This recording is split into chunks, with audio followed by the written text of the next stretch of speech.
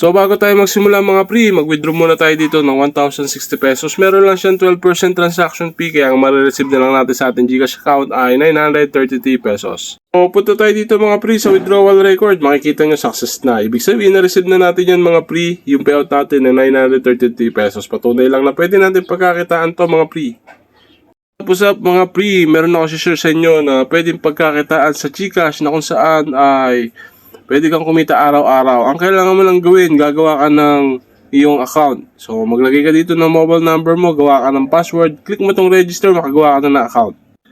So, pag may account ka na dito mga pre, all you have to do is kailangan mo lang basahin yung kanilang notification. Meron ka marireceive dito na 60 pesos bonus, 10 pesos bonus every time na makakapag-invite ka ng tao, and then meron kang up to maximum mission dito na reward na 50,000 pesos. So pag-usapan natin yan mga pre, pero bago yun mga pre, ito yung kanilang major na kitaan na kung saan kailangan mo mag-avail ng produkto, pero pwede ka rin namang hindi bumili, nasa sa inyo yun mga pre.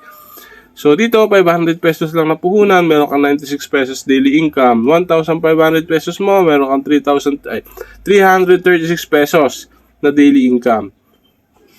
At dito nga, 5,000 pesos na puhunan, meron kang 1,248 pesos kada araw. Pwede ka pang kumita sa BIP4 ng 2,880. At dito sa BIP5, 16,560 pesos yung pwede nyo kitaan up to.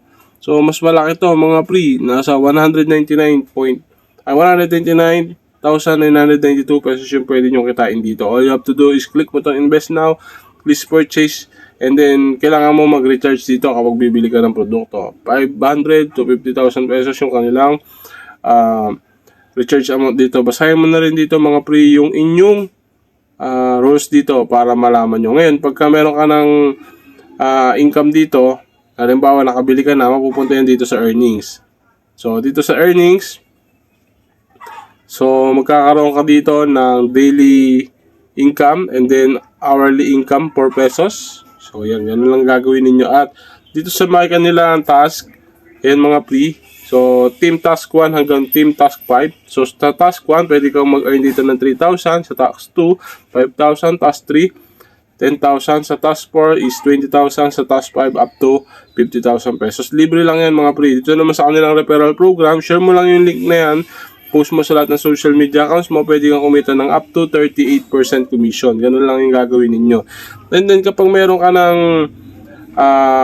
pera dito, pwede kang mag-withdraw dito. Ang kailangan mo lang gawin, ibahin yung inyong GCash information, pwede kang mag-withdraw. 160 pesos yung minimum nila withdrawal, pero silang 12% transaction fee at 9 AM to 5 PM yung kanilang end of withdrawal dito. Ganun lang yung gagawin ninyo. Pwede na kayo makapag-withdraw dito mga pre.